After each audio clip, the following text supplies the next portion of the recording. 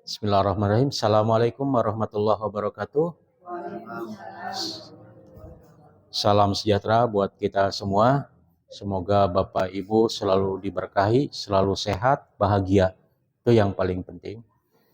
Pertama-tama saya ucapkan terima kasih atas kehadiran Bapak Ibu dalam mendukung kegiatan ini. Pada kesempatan kali ini saya mohon izin untuk memberikan sambutan pada kesempatan ini bahwa ada program dari guru penggerak yaitu untuk melaksanakan diseminasi tentang budaya positif di sekolah ini. Bapak Ibu yang saya hormati, disiplin budaya positif salah satu di sekolah kita sebenarnya sudah banyak terjadi, baik itu kedisiplinan ataupun kebiasaan perilaku anak untuk selalu bertegur dengan salam, lalu bersalaman di mana datang ataupun ketemu dengan guru, dan tentu saja budaya-budaya positif yang ada di sekolah kita yang perlu kita pertahankan, yang perlu kita inovasikan, kita tingkatkan, dan tentu saja ini bagian yang sangat luar biasa, ajang edukatif di sekolah. Pak Nostra sebagai peserta ya, guru penggerak, Pak Rifki dan juga Bu Eha, semoga senantiasa dalam kegiatan-kegiatan diseminasi ini bisa lebih memberikan inspirasi untuk sekolah ini. Tentu saja salah satu implementasi dari budaya positif itu adalah mengedepankan atau mengoptimalkan tentang kedisiplinan. Bahwa disiplin itu sesuatu yang sangat penting untuk setiap insan, baik peserta didik ataupun kita sebagai pendidik dan juga orang-orang yang berada di lingkungan satuan pendidikan sekolah kita. Tentu saja disiplin itu sendiri bukan harus dengan penekanan kekerasan atau juga memberikan semacam hukuman yang berlebihan, tapi semua kita lebih kedepankan ke hal-hal yang sifatnya edukasi. Nah, itu saja barangkali sambutan dari saya. Sekali lagi, ayo budaya positif di sekolah kita kembangkan, kita optimalkan, dan kita lakukan sebaik mungkin untuk agar kita semua tetap bisa menjalankan aturan-aturan yang ada di sekolah ini, sehingga proses belajar mengajar kita itu menjadi proses yang menyenangkan buat kita semua.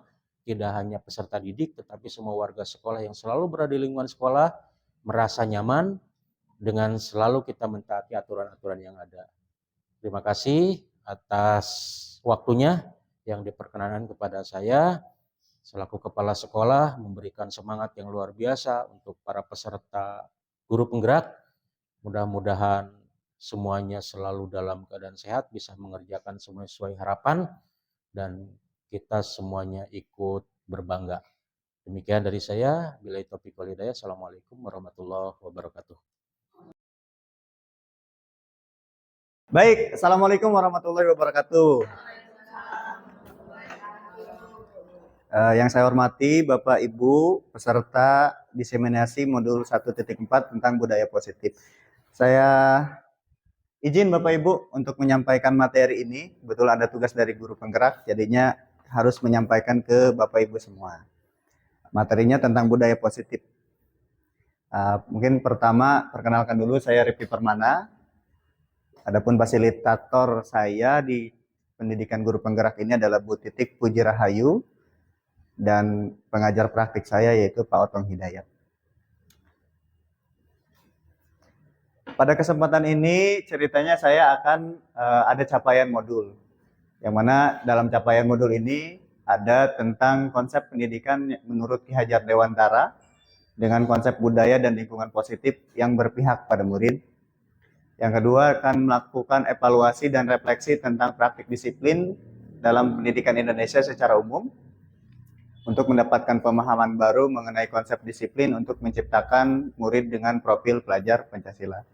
Yang ketiga adalah memahami peran sebagai guru untuk membangun budaya positif dengan menerapkan konsep disiplin positif dalam berinteraksi dengan murid.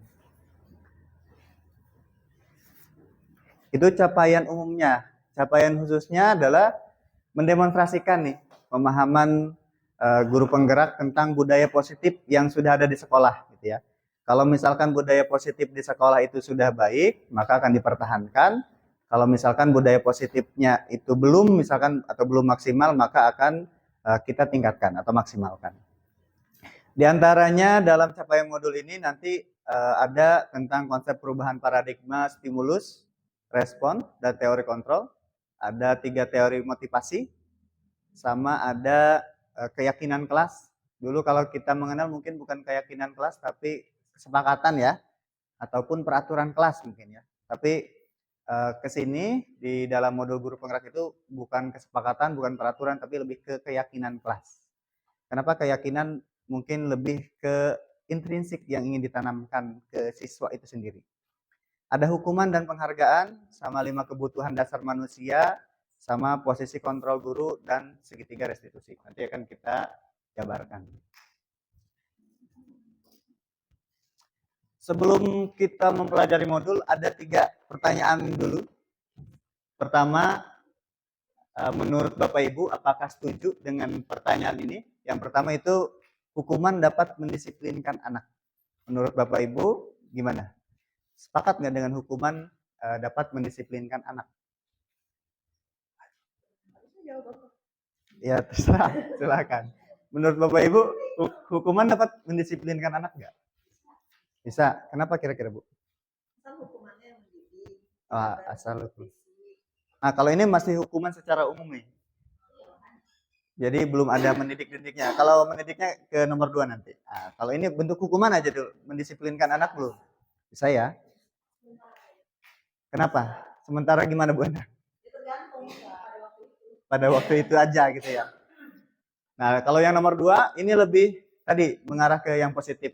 Hukuman dengan hal positif seperti membaca buku atau membersihkan halaman sekolah dapat mendisiplinkan anak. Nah, kalau ini gimana? Setuju. Setuju ya? Kenapa setujunya? Karena mendidik. Oh gitu.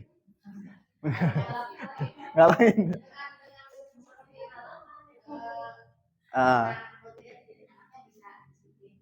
Dengan adanya hal positif, anaknya lebih disiplin. Itu kita adanya hukuman ya. Nah, kalau yang nomor 3 ini, kita memberi penghargaan dapat meningkatkan motivasi belajar anak. Penghargaan, misalkan ngasih sesuatu, apa misalkan roti atau apa gitu. Oh gitu, kasih gambar bintang udah senang banget. Jadi dengan adanya penghargaan ternyata dapat meningkatkan motivasi ya. Nah, di eksplorasi atau di modul 1 ini ada 6 materi ya, submateri sebenarnya, cucunya. Sebenarnya ini cuma sebagian besar dari teori yang dipelajari di 1.4. Ada disiplin positif, teori motivasi, keyakinan, kebutuhan dasar manusia, 5 posisi kontrol, sama segitiga restitusi. Ya, silakan. Oke. Sekarang Bapak Ibu, saya mohon untuk berpasangan. Nah, Pak Nosra sama saya mungkin ya. Jadi ceritanya salah satu dari ibu punya rahasia. Nah, punya rahasia ya.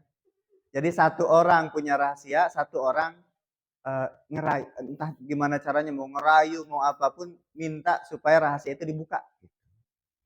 Tapi ibu yang punya rahasia itu gimana caranya juga mempertahankan. Jangan sampai rahasianya terbongkar gitu ya. Tapi yang satu lagi berusaha untuk meyakinkan supaya rahasianya itu dibongkar gitu. Nah, coba saya tulis. Antara Bu Dara sama Bu Isti, siapa yang punya rahasia? Oh, Bu Isti. Bu Isti ya. Kalau Bu Eti sama Bu Ulan, siapa yang punya rahasia? Oh. Oh, Bu Eti punya rahasia. Oh gitu. Kalau Bu Paija sama Bu Endang, siapa yang punya rahasia? Oh, Bu. Kok jadi nuduh-nuduh nih? Oh gitu. Punya rahasia ya? Nah, sekarang kepalkan tangan yang punya rahasia. Nah. Nggak usah ditulis juga nggak apa-apa. Nah. Coba sekarang yang satunya silahkan rayu. Ayo. Kamu gampangan enggak? Silakan Rayu coba. Dan satu lagi. Nah, tapi yang satunya jangan ini ya, maksudnya berusaha untuk mempertahankan. Oh, gitu. Oke.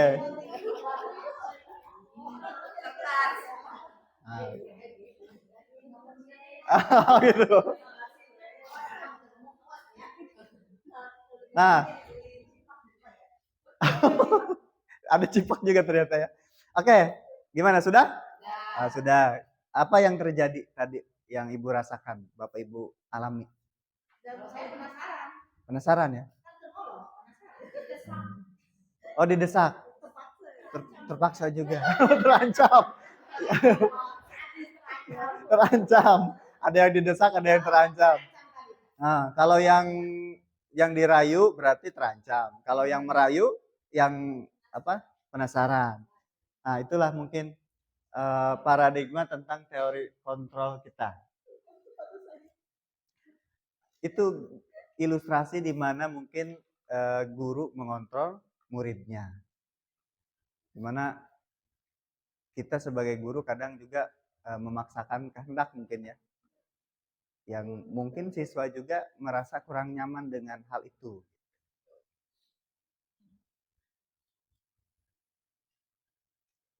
Oke, selanjutnya siapa sebenarnya yang memiliki kontrol?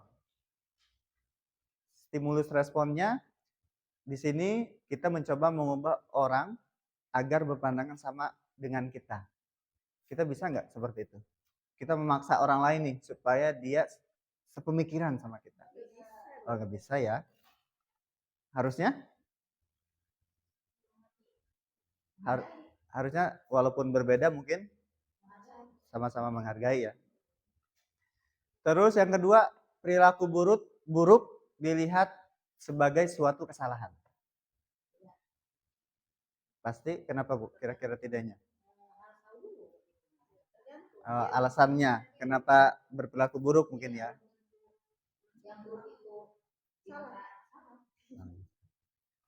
Terus yang ketiga, orang lain bisa mengontrol saya. Orang lain nih. Apakah orang bisa? Oh, itu bisa. Oh, juga. Tapi apa selamanya bisa dikontrol sama orang? Enggak ya. Ada porsinya ya. Atau sebaliknya, saya bisa mengontrol orang lain. Ah.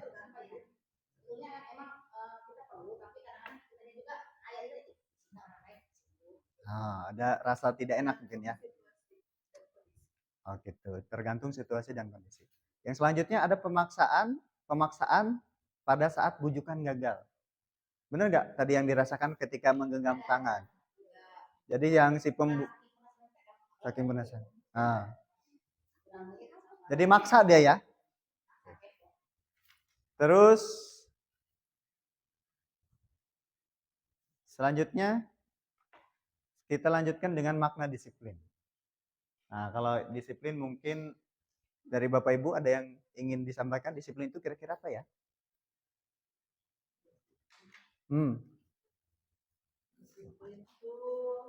Disiplin nih. Oh, kehalangan ya? Oh, maaf ya. Usaha. Usaha untuk merubah perilaku yang dianggap tidak baik menjadi jadi yang tadinya tidak baik menjadi baik. Kalau di sini dari yang saya pelajari bahwa ternyata disiplin itu artinya belajar. Belajar mungkin sama saja Bu ya, dari yang tadinya kurang baik menjadi lebih baik ya. Ada nilai-nilai ternyata yang universal yang semua dunia itu mengakui gitu ya. Bahwa ternyata nilai-nilai universal itu memiliki tujuan mulia yang ingin dicapai oleh setiap individu. Nah, individu ini bersifat universal, mau itu dia bahasanya apa, mau sukunya apa, mau agama atau latar belakangnya apa, tapi kita menyepakati bahwa ini tuh nilai yang baik. Gitu. Di antaranya nilai-nilai kebajikan yang ingin dicapainya itu Kalau di Indonesia itu kita kenal kalau di kurikulum sekarang itu dengan nilai profil pelajar Pancasila. Ada 6 kan? Beriman bertakwa kepada Tuhan Yang Maha Esa. Ada nggak kira-kira yang menyanggah itu? Tidak kan? Mandiri, bernalar kritis, kebinekaan global, bergotong royong, dhamma kreatif. Oke, tadi kan sudah ada disiplinnya. Kira-kira cara untuk dari disiplin itu menjadi budaya yang positif di sekolah, caranya membangunnya kayak gimana? Memupuknya mungkin, membiasakan lah di sekolah itu yang sudah ada di kelas kita atau di sekolah kita. Datang sekolah tepat waktu, kesepakatan kelas kalau kita ya masih ya sebenarnya ya. Kalau kalau di sini sekarang bukan kesepakatan ya, tapi keyakinan sekarang ya.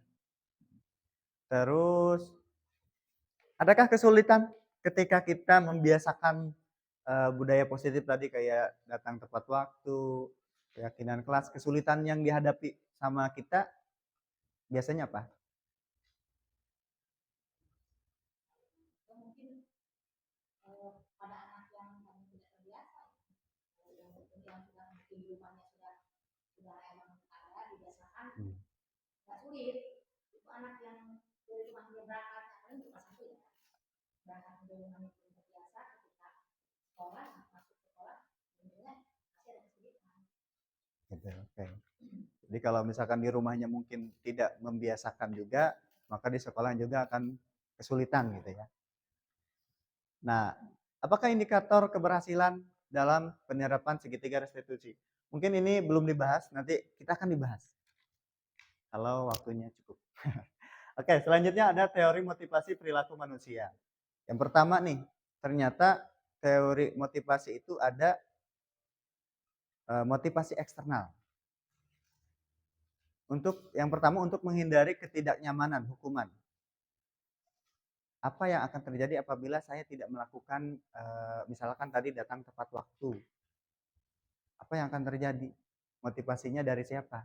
Apakah dia datang tepat waktu itu karena memang keyakinan dalam dirinya, kesadaran dalam diri, atau karena takut aja nih, takut sama gurunya gitu tuh. Atau takut sama, kalau kita sebagai guru kan mungkin takut kepada kepala sekolahnya gitu kan ya. Kalau murid kan pasti takutnya kepada gurunya gitu. Nah, kita akan merubah itu. Jadi bukan takut kepada gurunya, tapi dari sadar diri. Ya walaupun mungkin kesulitan kita adalah membiasakan itu gitu ya.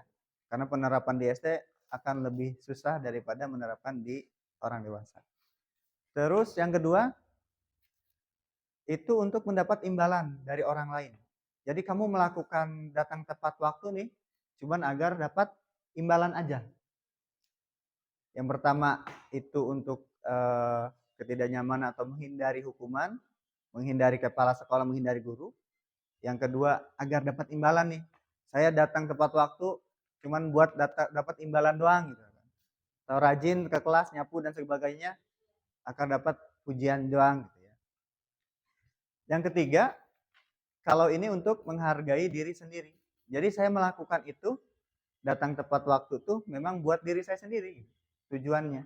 Nah, inilah yang ingin kita tuju gitu ya, yang ingin kita tuju. Jadi motivasinya adalah dari dalam dirinya sendiri.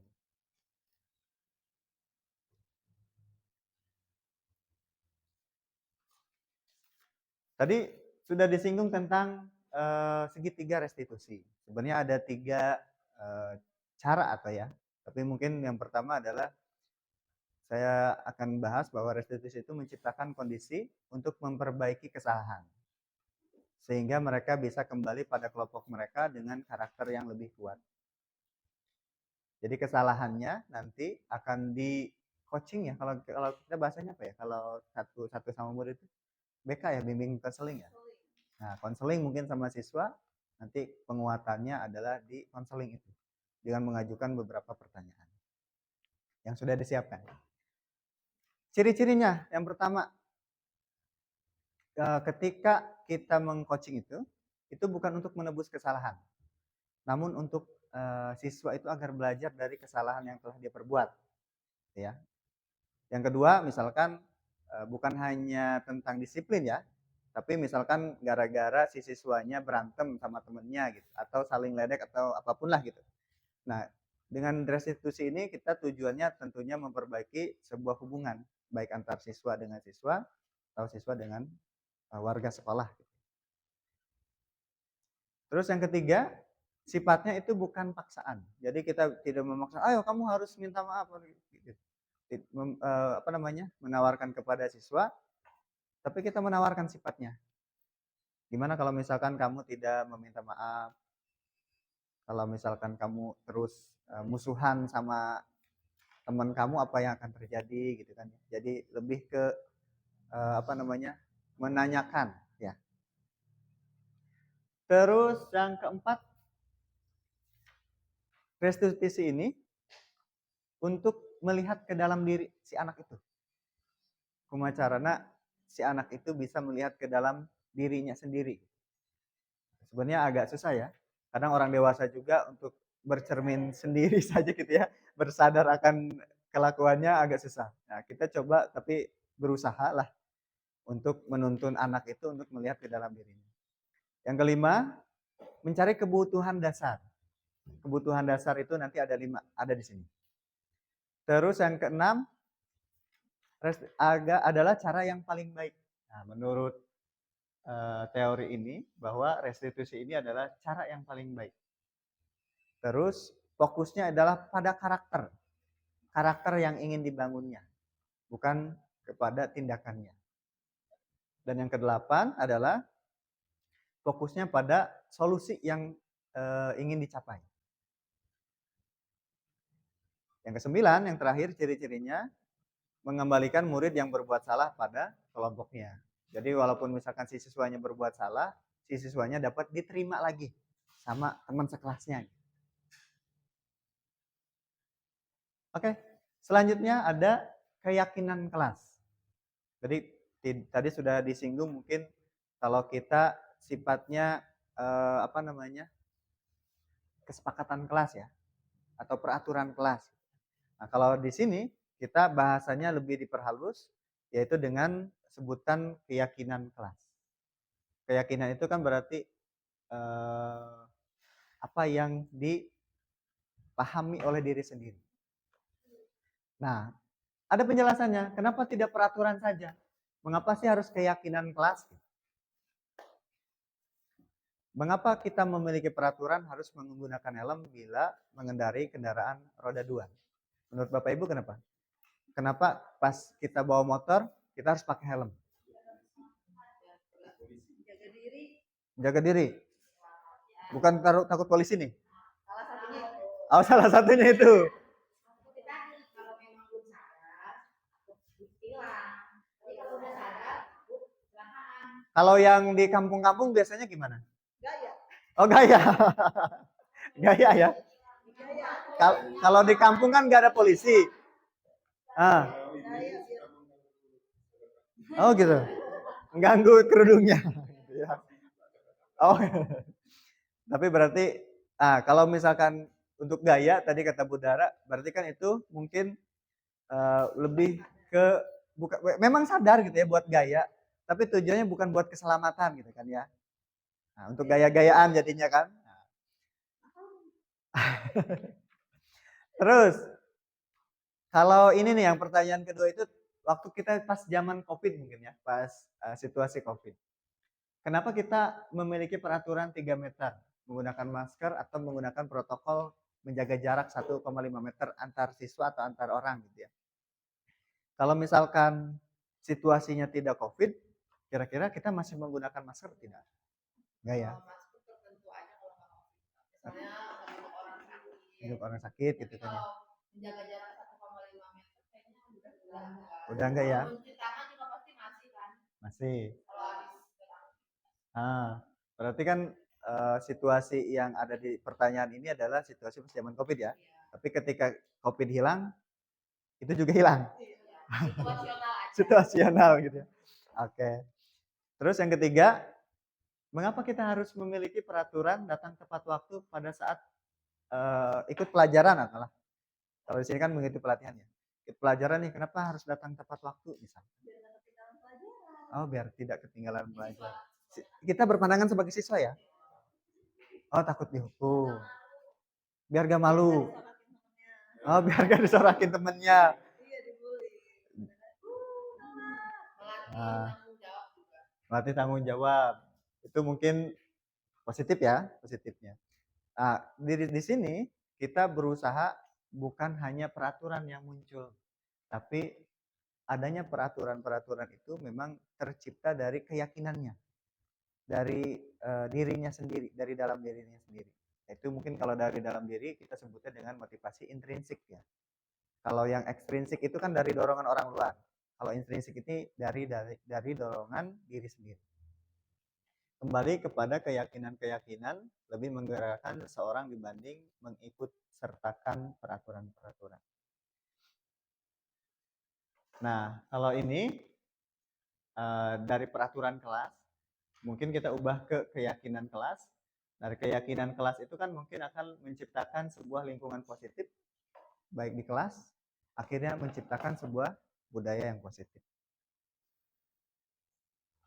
Nah, dari dua kesepakatan kelas ini, yang mana yang merupakan keyakinan kelas, yang A atau yang B? Ah, yang B. Kenapa kira-kira yang B? Oh, tiga baca. Tiga baca. Oke, bacain ya. Yang A, kesepakatan kelas, datang tepat waktu, mengucapkan salam, menjaga kebersihan sekolah. Tiga baca. Berdoa sebelum dan sesudah kegiatan. Yuk, kontras.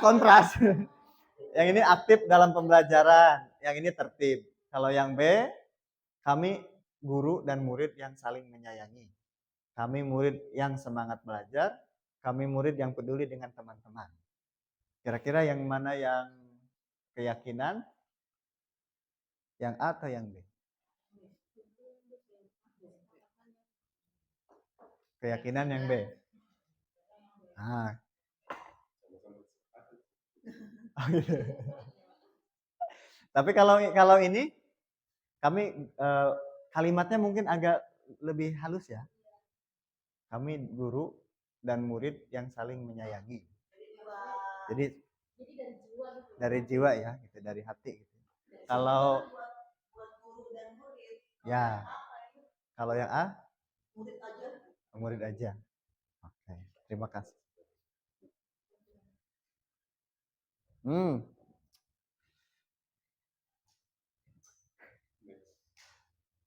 Oke. Di sini ada contohnya lah. Kita akan tadi kan sudah ada contohnya ya, keyakinan kelas. Nah, sekarang kita ada soalnya lah. Pertama, selalu kembalikan buku pada tempatnya. Keyakinan atau sepakatan ya, atau peraturan? Peraturan. Nah, ingat-ingat ya. Oh, kalau diubah ke keyakinan, kira-kira bunyi kalimatnya gimana? Selalu kembalikan buku ke tempatnya. Nah, kita mencoba memunculkan keyakinan dalam diri bahwa sesudah membaca harus dikembalikan. Selalu. Saya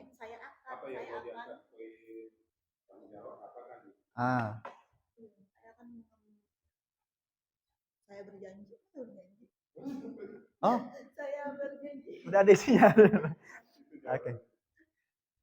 Berarti kalau di dalam sini maka selalu mengembalikan buku ke tempatnya, keyakinan kelas yang ingin dimunculkan nilainya itu adalah tanggung jawabnya.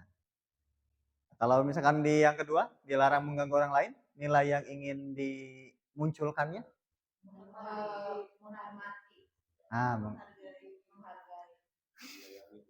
Oke, yang ketiga, kalau hadir di sekolah 15 menit sebelum pembelajaran dimulai? Disiplin. Kalau dilarang melakukan kekerasan? Menyayangi. Dilarang menggunakan narkoba? sebagai anak nih, sebagai siswa. Dilarang menggunakan narkoba atau menyayangi diri sendiri.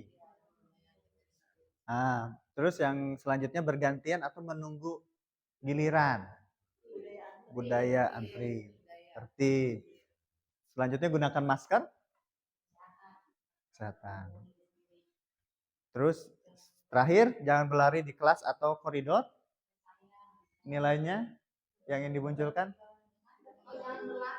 Jangan berlari. Menjaga diri sendiri. Ya, inilah nilai-nilai yang ingin dimunculkan dari peraturan itu. Ternyata ada 5 unsur atau riset menjadi dihukum oleh penghargaan. Ada pengaruh jangka pendek sama jangka panjang.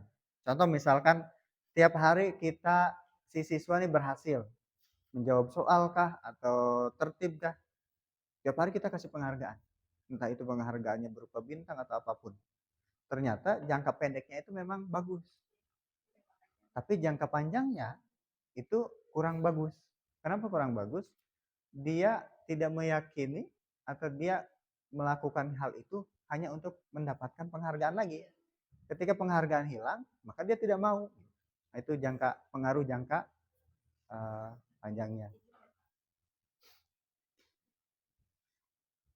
Itu ya. Terus penghargaan ternyata menurunkan kualitas tadi karena memang si penghargaan itu si siswanya itu melakukan itu untuk diberi hadiah aja. Ketika tidak diberi hadiah, maka kualitasnya akan turun.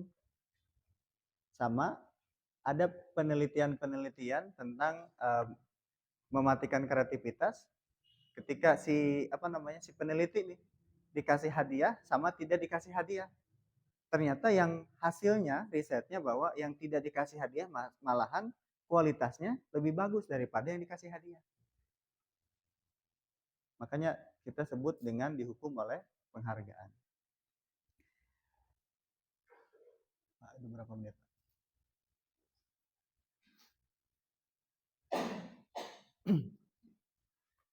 Ini adalah contoh pengakuan atau apresiasi kebajikan. Contohnya misalkan pembukanya, kemarin saya perhatikan. Nilai kebajikannya adalah karena kemarin saya perhatikan, memperhatikan ini berarti mungkin empatinya ya, empatinya yang besar. Dan pada saat menolong murid baru di kelas kita. Artinya mungkin ada situasi dan kondisi di mana murid itu terjatuh. Nah, kalau misalkan empatinya kurang, maka si siswa itu hanya akan melihat saja. Gitu kan ya. Kalau misalkan empatinya besar, maka dia akan buru-buru cepat untuk menolong. Selanjutnya, pada saat kamu membantu teman-teman di tugas kelompok. Ketika tugas kelompok, maka akan muncullah kerjasama, atau mungkin ada siswa yang kita kan sering menggunakan metode teman sebaya gitu ya.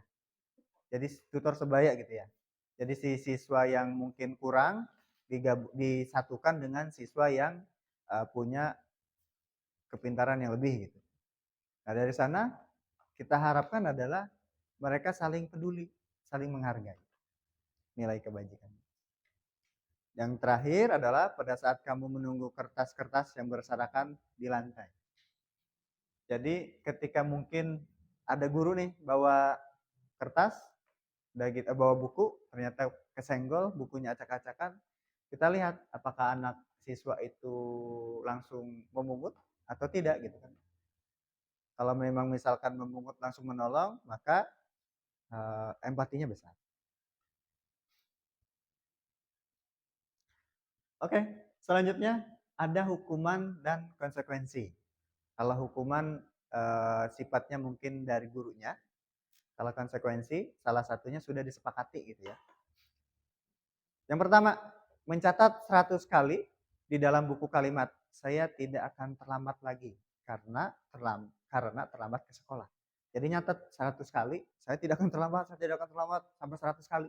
Nah, itu hukuman atau konsekuensi? Oke, hukuman karena terlambat tadi ya. Yang kedua, lari mengelilingi lapangan basket 2 kali karena terlambat hadir di sekolah. Hukuman. Oke, kita hukuman. Yang ketiga, murid diminta untuk push up 15 kali karena tidak menggunakan masker ke sekolah. Hukuman. Yang keempat, mengganti kertas tugas teman yang telah dicoret-coret sama dia nih. Konsekuensi karena dari perbuatannya. Dia harus tanggung jawab ya. Terus yang kelima, membersihkan tumpahan air di meja tulis karena tersenggol pada saat belajar. Karena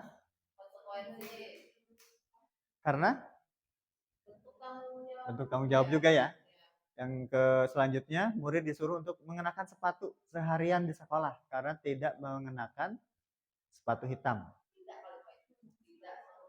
Oh ya, murid disuruh untuk tidak ya, ada tidak menggunakan sepatu seharian.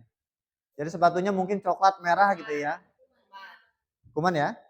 Terus yang terakhir, lari mengelilingi lapangan basket 2 kali karena terlambat 10 menit di pelajaran PJOK. Sama-sama lari nih ya. Yang ini lari nih. Iya lari ya. Yang dua. Lari nih. Yang ini tadi hukuman ya? Kalau yang ini konsekuensi. Kata berarti sama hukuman.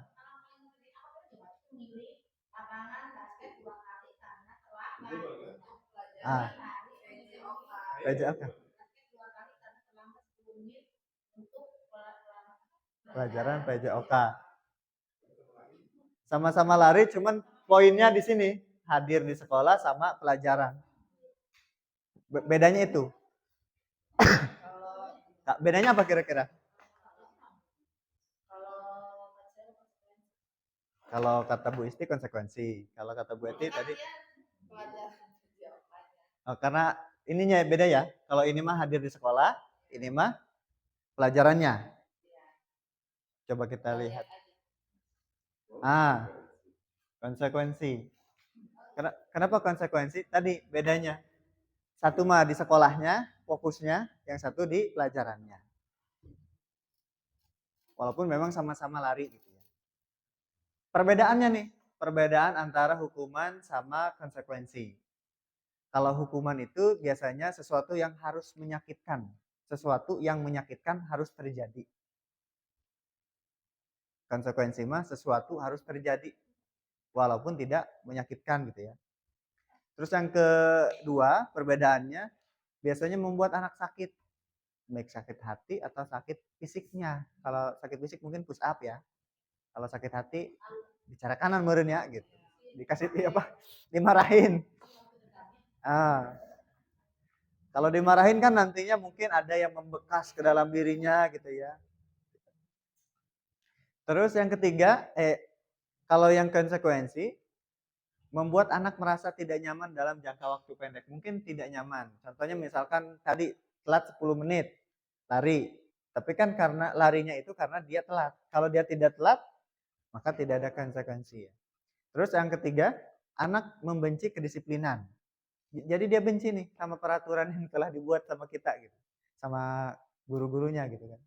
Kalau konsekuensi diharapkannya anak menghargai disiplin. Selanjutnya adalah hukuman ini biasanya berupa paksaan dari guru. Nah, kalau yang ini konsekuensinya karena mungkin ada kesepakatan tadi, jadi stimulusnya antar siswa sama guru. Ada tanggapan juga. Terus yang selanjutnya adalah mendorong anak menyakiti diri sendiri. Jadi kita memberi hukuman itu, poin jahatnya ternyata anak itu kita dorong untuk menyakiti diri sendiri. Kalau diarahkan ke konsekuensi, kita dorong anak itu agar mudah untuk menyesuaikan diri dengan lingkungannya, gitu ya. Kalau hukuman ternyata hukuman itu adalah konsep diri yang buruk. Jadi kalau hukuman mungkin sifatnya satu arah, jadinya ke siswanya juga kadang bertanya-tanya, kenapa saya dihukum seperti itu? Kalau mungkin konsekuensi kan sudah ada kesepakatan. Jadi dia tahu walaupun tidak dijelaskan sama kita alasannya. Terus yang selanjutnya, anak belajar untuk menyembunyikan kesalahan. Jadi biasanya nih kalau misalkan ada yang melanggar, ngancem anak yang lain kan biasanya gitu. Jadinya saling menyembunyikan, jadi di antara mereka biasanya kesepakatan nih. Awas dikasih tahu sama Pak Rifki misalnya. Kalau konsekuensi, kita arahkan anak itu untuk belajar untuk mematuhi peraturan. Yang ketiga, yang selanjutnya terakhir, kalau hukuman biasanya anak itu marah atau kalau nggak marah dia ngerasa bersalah. Kalau nggak merasa bersalah, dia merasa dipermalukan. Contoh misalkan kayak dulu ada hukuman sikap hormat ke bendera di tengah lapangan ditonton sama seluruh sekolah ya. Nah, itu kan anak itu merasa dipermalukan gitu. Jadi dari sana mungkin dia akan merasa membenci entah itu gurunya atau siapanya. Nah, kalau konsekuensi kita arahkan siswa itu hanya diasingkan sementara saja atau time out. Kalau yang pernah saya lakukan adalah adanya pojok renungan. Si siswa itu apa ya namanya? Ke pojok itu gitu untuk merenungi yang kesalahan yang telah diperbuatnya. Oh gitu. Ada kan Sasha? Tapi ternyata selain konsekuensi juga ada yang namanya restitusi. Restitusi itu lebih mendalami tentang konsep intrinsik tadi. Konsep dirinya tadi. Kalau misalkan ini hukuman misalkan sesuatu yang menyakitkan itu harus terjadi. Mau nggak mau harus terjadi. Kalau yang konsekuensi, sesuatu itu harus terjadi. Kalau ini kan satu arah. Kalau yang restitusi, kita kasih pilihan. Misalkan dia melanggar peraturan disiplin tadi. Mungkin ada pilihannya. Pilihannya biasanya kita tanyakan lagi. Apa yang akan kamu lakukan? Oh, saya akan memperbaikinya, Pak. Jadi pilihannya bisa dikembalikan kepada siswa atau kita juga bisa menawarkan. Tapi alangkah baiknya dikembalikan kepada siswa. Nah, kalau hukuman ini sifatnya pasti negatif. Dari yang tadi di awal ada pernyataan-pernyataan yang merasa bersalah dan segala macam. Nah, kalau konsekuensi sifatnya netral, jadi tidak diarahkan ke yang negatifnya, tidak diarahkan ke yang positifnya. Nah, kalau restitusi, kita mencoba mengarahkan bahwa siswa ini untuk bersikap positif untuk menciptakan sebuah disiplin yang mendukung budaya positif di lingkungan sekolah. Ternyata ada kebutuhan dasar. Si siswa ini melakukan kesalahan ini ternyata bisa jadi karena kebutuhan dasarnya tidak terpenuhi. Nah, ini dia kebutuhan dasarnya. Pertama, karena kasih sayang dan rasa diterimanya. Bisa jadi di kelasnya atau di rumahnya dia sama orang tuanya tidak diperhatikan. Tidak di apa namanya? Mungkin merasa dicuekin sama orang tuanya atau sama gurunya. Kalau yang penguasaan, biasanya kalau penguasaan ini lebih ke situasi dan kondisi di lapangan. Dia merasa menguasai tidak nih. Kalau yang kesenangan, biasanya kalau kesenangan ini tentang apa yang dia senangi gitu ya. Kalau misalkan kalau bertahan hidup sifatnya lebih ke makanan mungkin ya, minuman gitu. Oke.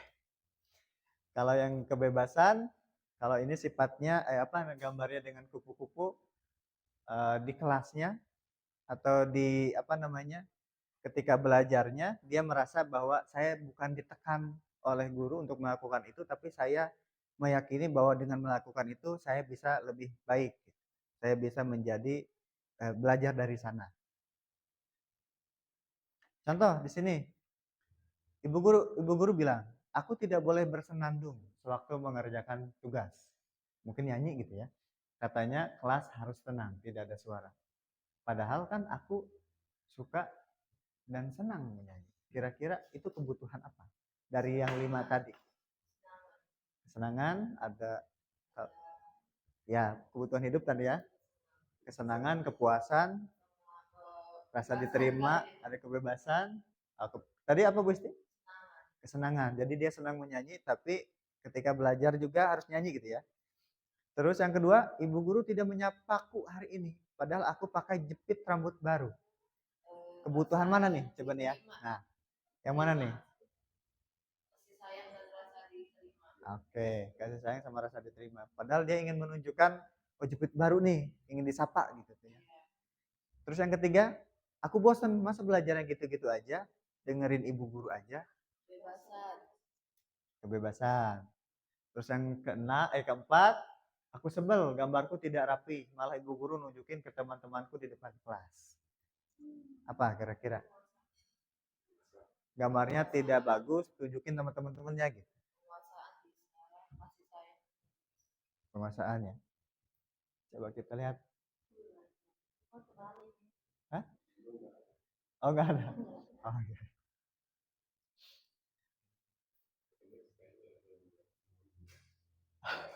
Ada yang kabus. Oh gitu. Oke, selanjutnya ada 5 posisi kontrol. Kalau ini posisi kontrol itu kita sebagai guru. Yang pertama adalah kita sebagai penghukum. Yang kedua, kita membuat siswa merasa bersalah. Yang ketiga, kita menempatkan diri ke siswa itu sebagai teman, sebagai pemantau, atau sebagai manajer. Kalau sebagai penghukum, biasanya kita menyindir ya, atau langsung kamu tidak melakukan peraturan, tidak melakukan apa yang sudah peraturan tertuang di peraturan itu. Jadi kayak tadi, tidak memakai sepatu yang berwarna hitam, dianya tidak boleh memakai sepatu seharian. Kalau yang merasa bersalah, kalau guru kelasnya contohnya misalkan kamu sudah tahu, ibu lelah sekali gitu, atau bapak lelah gitu. Jadi membuat si siswa itu dengan ucapan kita ini yang dikeluarkan kepada siswa, si siswanya, oh iya, saya jadinya salah, saya jadinya merasa bersalah gitu. Membuat ibu guru atau bapak guru demikian. Kalau sebagai teman, kita menempatkan posisi kita sebagai teman, biasanya, ayo dong, Ryan gitu kan. Melakukan itu demi ibu gitu, atau demi bapak gitu kan. Kasihan sama bapak, udah capek nih, udah pusing gitu kan. Contohnya kan gitu kan. Oh gitu curhat. demi bapak nih melakukan belajar ini misalnya. Nah, kalau sebagai pemantau, mungkin sifatnya ada pertanyaan dikembalikan kepada siswa. Ingat nggak peraturannya apa? Kayak gitu. Kalau misalkan harus belajar harus ngapain? Gitu kan. Nah kalau manajer itu membuat siswa meyakini apa yang siswa itu yakini. Dengan keyakinan kelas yang sudah kita jelaskan tadi ya, sudah bahas kita tadi, bahwa dengan keyakinan itu maka akan muncul motivasi intrinsiknya. Bahwa ketika belajar nih tidak boleh berisik atau tidak boleh nyanyi-nyanyi seperti tadi. Nah, di sini kira-kira Bapak dan Ibu biasanya menggunakan posisi yang mana ketika di kelas? Apakah penghukum atau membuat merasa bersalah atau teman atau pemantau atau manajer? Semua dipakai. Hampir semua dipakai ya? Tapi paling banyak? Tergantung anaknya nerimanya yang mana. Oh, Ada yang coba-coba dulu ya. mana yang cocok untuk Nah, ternyata memang kalau misalkan harus di level-levelkan, penghukum itu level 1 gitu ya. Ternyata yang baik itu adalah level manajer. Tapi memang situasi dan kondisi tidak menuntut kita harus manajer terus kita. Karena mungkin kita juga harus memperlakukan siswa juga sebagai penghukum atau yang lainnya. Oh, ini udah ada.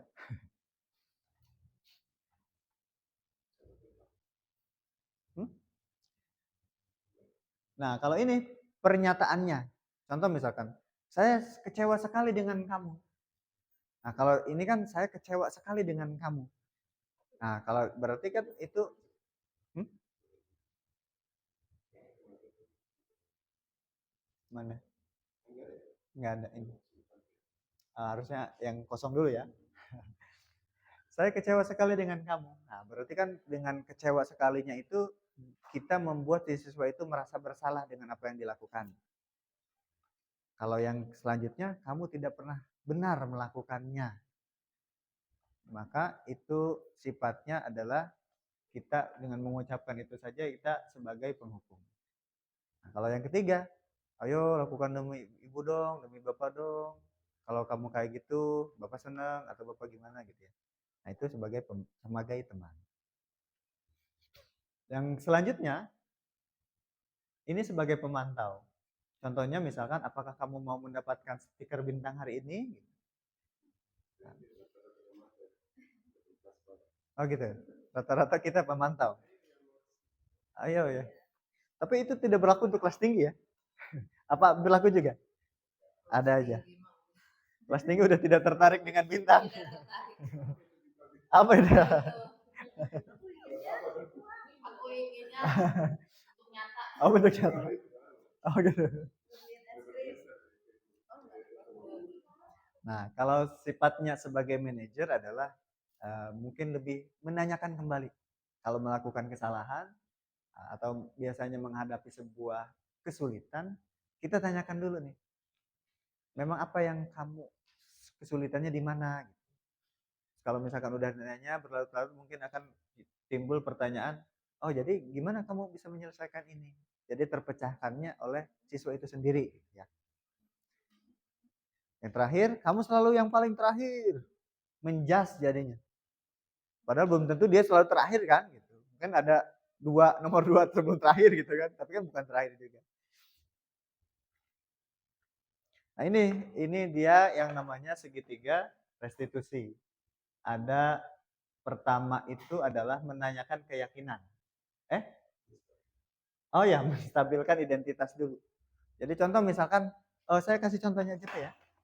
Ada contohnya yang sudah pernah saya lakukan bersama ini ya, demonstrasi konseptual. Sama anak-anak ceritanya saya sudah melakukan. Saya melakukannya pada hari apa ya, Jumat kalau tidak salah. Nah ini saya sama murid kelas 6. Kita tonton dulu ya, nonton saya. Wah tidak terdengar ya? Volumenya coba. Ntar dulu volumenya. Saya ambil ini dulu. Harus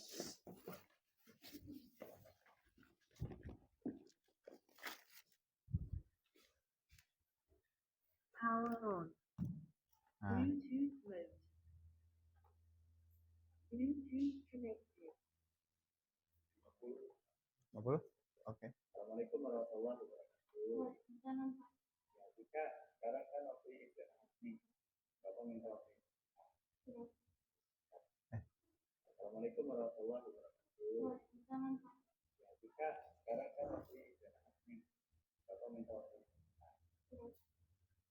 Battery low.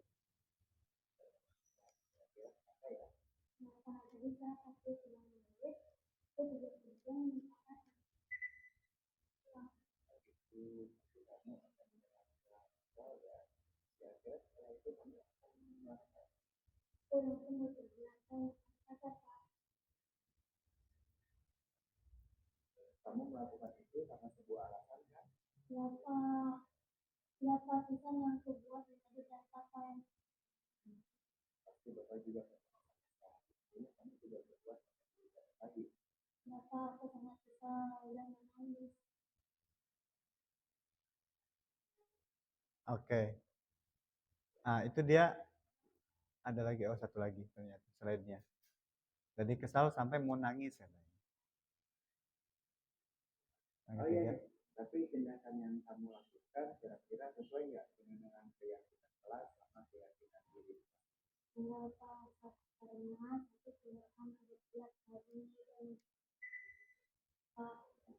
Jadi kedepannya apa yang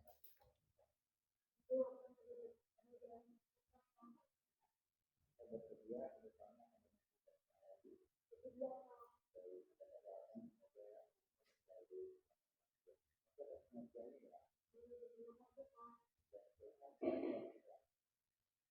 Oke, yang pertama mungkin tadi kita dengan menstabilkan apa namanya dirinya dulu.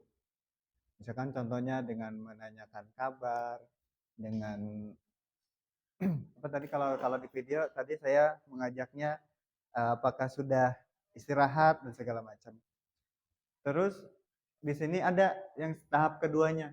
Setelah kita tenangkan hatinya, anak bermasalah nih, tenangkan dulu hatinya, stabilkan dulu emosinya. Setelah emosinya stabil, baru kita tanyakan, kenapa dia misalkan buang sampah sembarangan? Pasti ada alasannya tuh, buang sampah sembarangan. Kan mungkin tempat sampahnya jauh, atau tempat sampahnya tidak ada misalkan kan. Jadi berarti dia butuh tempat sampah nih. Terus yang ketiga, kita tanyain, kalau membuang sampah sembarangan itu berarti gimana? Sesuai nggak dengan keyakinan yang sudah ada dalam diri kamu? Nah, itu dia segitiga restitusi. Mungkin sifatnya memang seperti bimbingan konseling, gitu ya. Salah satunya tadi tentang dia berkata kasar. Yang contoh yang saya tampilkan. Itu tadi tentang disiplin positif, ada teori motivasi. Yang tiga, tentang hukuman, tentang imbalan, melakukannya imbalan atau melakukannya karena diri sendiri. Ada 5 posisi kontrol, penghukum, pembuat rasa bersalah, teman, pemantau atau manajer. Yang kelima, ada penguasaan, kasih sayang, sama kesenangan, sama kebebasan.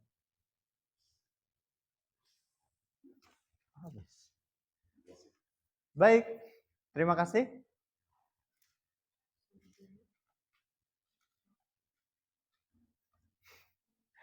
Oke.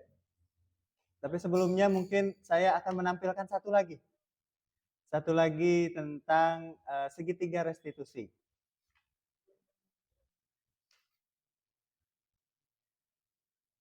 Kedengaran nggak ya suaranya? Ini sudah 100. Apa memang suaranya kecil? Suaranya memang kecil, Pak. Ini saya sama siswa kelas 6. Nggak pakai alat bantu.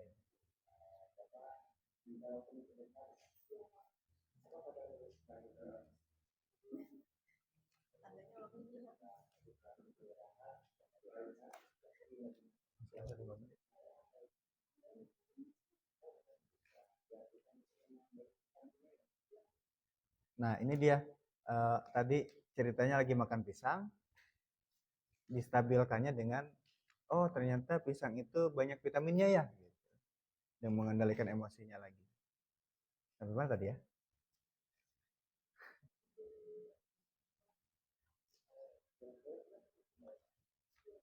Nah, kira-kira kenapa ditinggalkan? Ini kan menanyakan keyakinan. Kenapa sih ditinggalkan? Kata dia,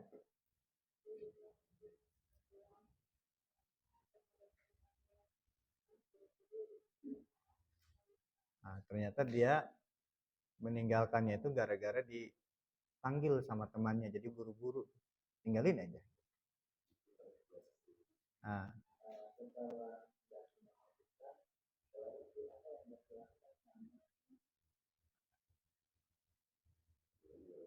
itu memvalidasi. Nah, untungnya kan kata saya memang untungnya tidak buang sampahnya ke jalan gitu ya, jadinya orang bisa terpleset. Oh gitu.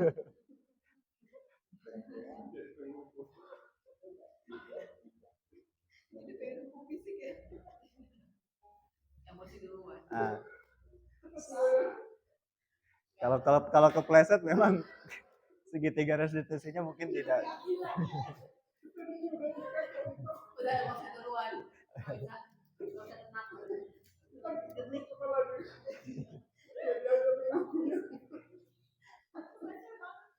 Dan yang ketiga, yang terakhir, setelah divalidasi atau setelah distabilkan emosi, divalidasi, nah, kita tanyakan keyakinannya. Sesuai enggak sama apa yang kamu yakini? Membuang sampah itu bahwa benar adanya atau salah adanya.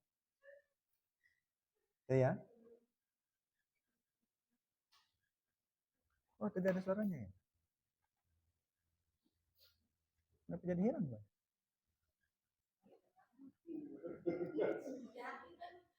Iya. Ini Jaki kelas 6. Iya, 6D.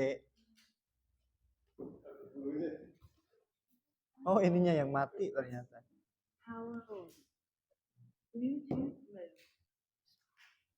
Panas. Sebelah sini panas.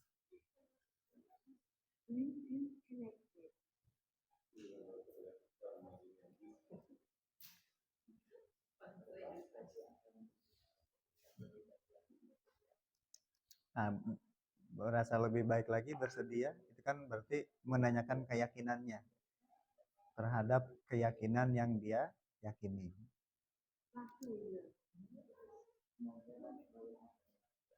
Robert?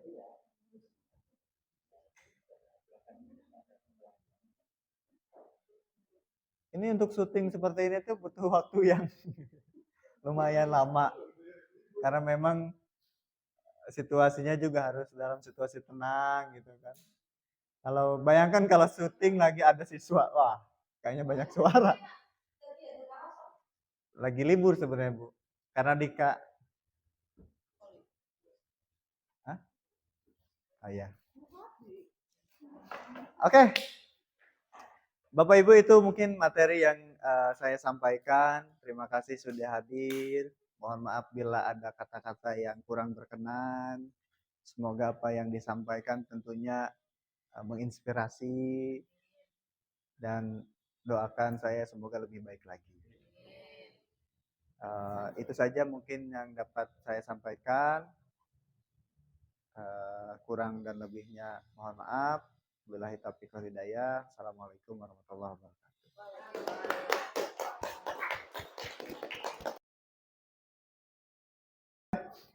Assalamualaikum warahmatullahi wabarakatuh. Waalaikumsalam warahmatullahi wabarakatuh. Oke, sebelum kita mulai, kita awali dengan membaca Bismillah terlebih dahulu. Bismillahirrahmanirrahim. Oke, teman-teman, pada hari ini kita akan membuat sebuah keyakinan kelas. Nah, apa bedanya keyakinan sama peraturan? Kalau peraturan biasanya itu sifatnya memaksa. Nah, kalau keyakinan, Bapak harapkan bahwa ini tertanam dalam diri kamu. Kamu meyakini bahwa itu tuh, oh ini benar nih. Oh yang ini salah nih. Tanpa ada paksaan dari pihak manapun. Baik itu Bapak, guru, ataupun dari pihak yang lain. Oke, bisa dipahami? Oke, sekarang Bapak akan bagikan kertas ini. Nanti masing-masing tinggal dituliskan keyakinannya. Keyakinan yang benar. Nilai-nilai yang menurut kamu di kelas itu harus diterapkan nih. Apa gitu ya. Nanti dituliskan. Kalau sudah selesai nanti kita pasang bareng-bareng. Terus simpulkan bareng-bareng. Oke? Di apa nih? Ya, makasih. Ini tolong dibagi. Ada? Nggak usah sampai situ aja. Nah, ada yang kebagian? Ada? Tuh. Nah, silakan sekarang kita tuliskan bareng-bareng tentang keyakinan kelas yang harus kamu miliki. Keyakinan kelas.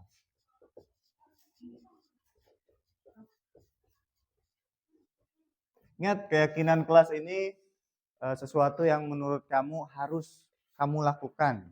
Bukan menurut Bapak ya, tapi menurut kamu harus lakukan. Coba silahkan dituliskan apa saja. Boleh berapapun. Boleh apapun. Yang penting kalimatnya atau kata-katanya jangan negatif. Nah, boleh apapun.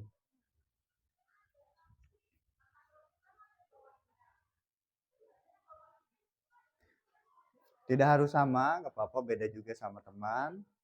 Nanti kalau yang sudah, kita tempel di sini, di tempat yang sudah Bapak sediakan. Nanti kesimpulannya di sini. Nah, yang sudah? Kalau sudah, ayo kita tempel di sini.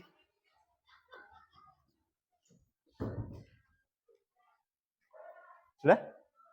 Boleh ditempel di sini. Ditempel saja.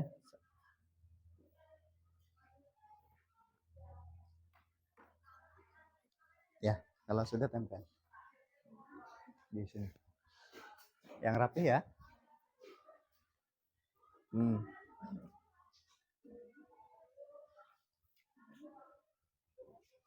Nempel nggak? Ganti aja.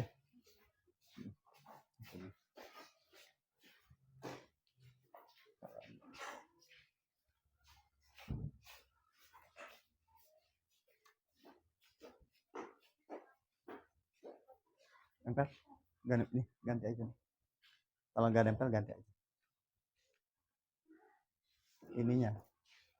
Gini aja dulu. Sambil nulisnya sambil di ini. Nanti pas tempel, dibuka. Jangan terbalik ya. Yang ini ya berarti yang depan. Udah? Kita tunggu yang belum. Sambil menunggu, adakah yang mau membacakan hasil dari teman-teman? Bacain ini aja. Yuk. Udah? Ya, boleh. Bacain aja. Pasang ininya. Kita dulu kan ini ada. Bacain.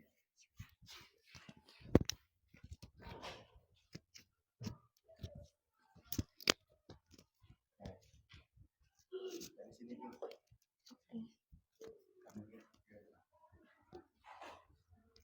Ini sebutin. Sebutin. Menjaga kebersihan kelas, hadir tepat waktu, memakai atribut yang lengkap. Tidak boleh membuang sampah di kolong meja. Tiket kelas dan disiplin tepat waktu. Tidak bercanda atau mengobrol saat guru menerangkan, berdoa sebelum belajar. Hadir tepat waktu, saling menghormati, saling menghargai, dan bertoleransi. Tidak makan di dalam kelas, tidak membuang sampah di kolong meja, membawa alat tulis dari rumah, memasuki gerbang sekolah sebelum jam 7. Tiket kelas setelah pulang sekolah, datang tepat waktu, tidak membuli teman, tiket kelas, dan disiplin. Oke, kita gabungkan ya. Coba yang sama mana kira-kira? Ini tiket kelas. Tiket kelas sama. Ini ya, udah ya? Iya, ini gerbang. Ini apa nih kira-kira? Sama yang ini. Sama yang ini, seperti saya ya. Ini berarti datang tepat waktu. Yang ini teh apa nih? Tidak membuli teman. Ini tiket kelas juga ya? Nah, lagi yang hampir sama. Ada ini tiket kelas. Tepat waktu ya, ini ya. Tidak makan di kelas. Ini juga ada hadir tepat waktu. Iya. Sama yang itu. Oke, tidak bercanda, berdoa sebelum belajar. Terus tidak membuli teman. Berarti ada 5 nih. Tidak membuli berarti masuknya ke saling menghormati ya. Nah, oke. Jadi kita simpulkan langsung ya. Kita simpulkan dari teman-teman. Kita buat kesimpulannya ya. Apa kesimpulannya?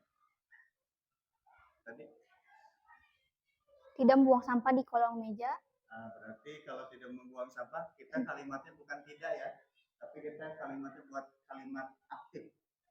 Berarti menjaga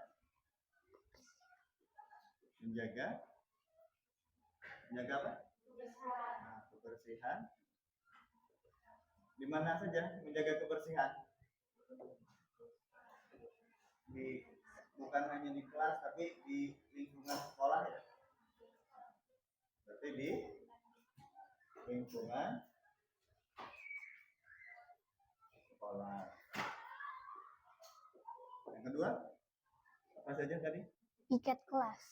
Piket kelas sudah masuk ke sini, menjaga kebersihan lingkungan. Termasuk piket juga menjaga kebersihan. Apalagi yang belum, saling menghormati tadi, membuli mana membuli? Oh nih, membuli. Membuli termasuk berarti kan di sini tidak membuli. Berarti kalimatnya kita buat kalimat aktif. Berarti saling menghormati. Apalagi selain menghormati? Menghargai. Yang kan? Biarin. Menghargai. Apa tadi? Menghargai. Nah, menghargai. Yang ketiga tadi apa lagi yang belum? Hadir tepat waktu. Hadir tepat waktu. Mana coba? Jadi membuang sampah udah ya. Menjaga kebersihan lingkungan, saling menghormati, menghargai, sama Itu. oh datang tepat waktu berarti tepat waktu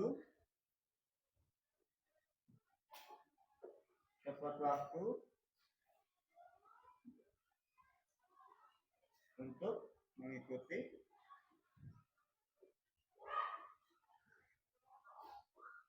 apa? Mengikuti pelajaran. Ya. Yang keempat ada di kertas bapak ada. Apa lagi yang belum? Berdoa sebelum belajar. Berdoa sebelum. Ya. Berdoa sebelum belajar berarti ada.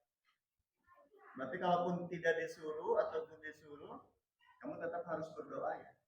Berdoa sebelum saja. Sebelum dan sesudah belajar.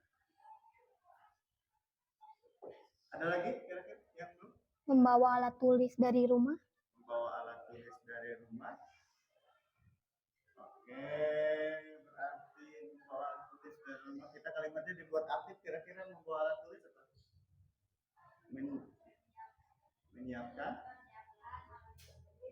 Menyiapkan alat tulis.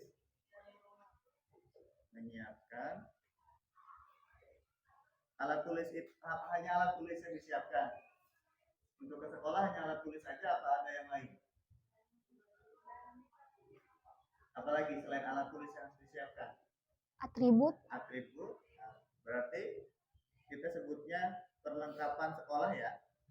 Perlengkapan sekolah berarti kan ada alat tulis, ada baju, ada sepatu. Perlengkapan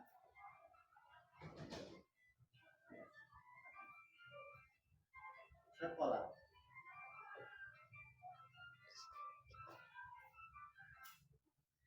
Oke, sudah ada lagi? Ini tidak makan di dalam kelas. Tidak makan di dalam kelas berarti ke sini maksudnya saling menghormati. Masa lagi belajar makan kan? Berarti dia tidak menghormati kan? Nah, apalagi? Ada lagi yang belum? Tidak bercanda, maksudnya saling menghormati, saling menghargai sesama guru dan teman ya. Guru dan teman.